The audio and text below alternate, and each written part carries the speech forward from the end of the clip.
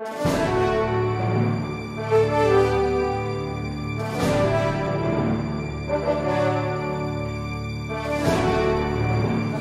articles, hindi lang simpleng withdrawal dapat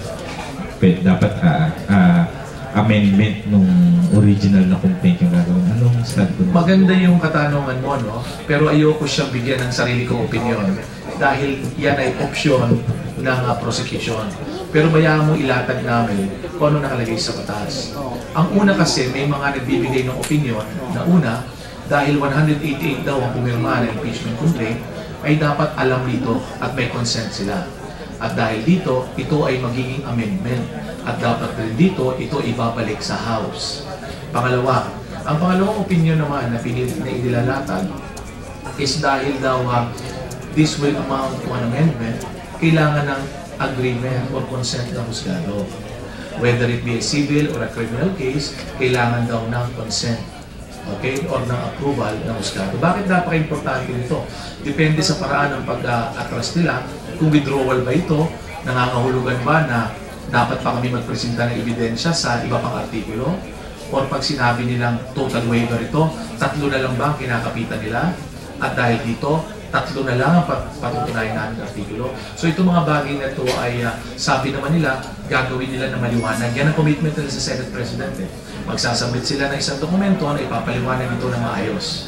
So iiwan ko muna doon. Ayoko magbigay ng observation namin kasi baka mamaya we will trigger something. We don't want to preempt the action that they will take. Well, we are prepared to present all our evidence for all the 8 articles. But you know, it will entirely depend on how the prosecution would like to rest their case and how they want to word.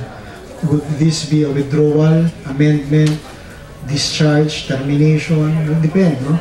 Depends kung anong gusto nilang gamitin. At meron pa kasi silang, I think, a notice or motion that they would be filing. So, alam niyo naman ho kami sa depensa, magre-rely ho kami kung paano ko nila ihihinto or i-terminate yung presentation ho nila ng evidence.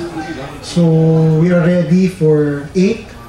If they will really drop the 5 articles, we welcome the 3 articles, and by March 12, we are ready to go.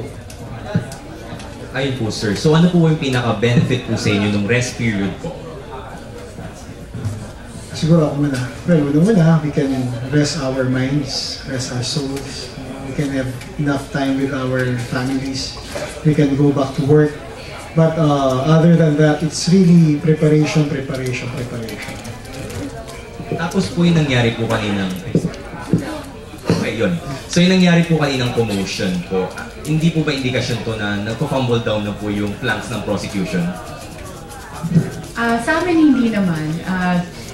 Siguro ang importante nandito, naging emotional din siguro yung si Atty. Aguirre. Pero lahat naman kasi na abogado, aabot sa punto magiging emotional ka, but we always have to remember yung code of professional responsibility din natin na kailangan habang nasa korte tayo, lalo na kung sanay ka na marami ka nang na-experience na abogado, no? Marami talaga ikaw ma-encounter sa career na lalo na kung maharap ka sa iba't ibang husgado. Maraming pagkakataon na sasama loob, mapapahiya, and kailangan siguro matutunan na lang na i-control yung emotions. But for us, siguro we understand Atty. Aguirre's feelings, but we also completely understand yung naging ruling ng impeachment court dito. Tapos po, ang karagdagan yun, tama yung sinabi ng aking kasamang si Atty. Karen. Pero tingnan din po natin ito para sa ating mga kababayan na yung nangyari po yun ay hindi away, no? Hindi po ito galit. Nakita lamang po siguro ng isang senator judge na may actuation na nakauhol o nakadirekta sa kanya. Makikita po natin dito na ito po ay sinabi nila yung ano ba yung respeto na ibibigay sa ating impeachment court. Ayaw na namin palawigin ang usapin dito. It is the action of the prosecution in relation to the court. So kami naman ay walang kinalaman doon. Iiwanan na namin kung ano ang obserbasyon ng impeachment court. Okay. Sir, habang nagtatakip po si Atty. Aguirre ng kanyang tenga, hindi po siya pinipigilan ng kanyang mga kapwa prosecution. Hindi po ba dapat group liability ito or somewhat may liability ang lead prosecutor? Well, nagsalita na ho yung impeachment court. Meron na ho silang iginawad na parusa. So hanggang doon na lang ho siguro muna.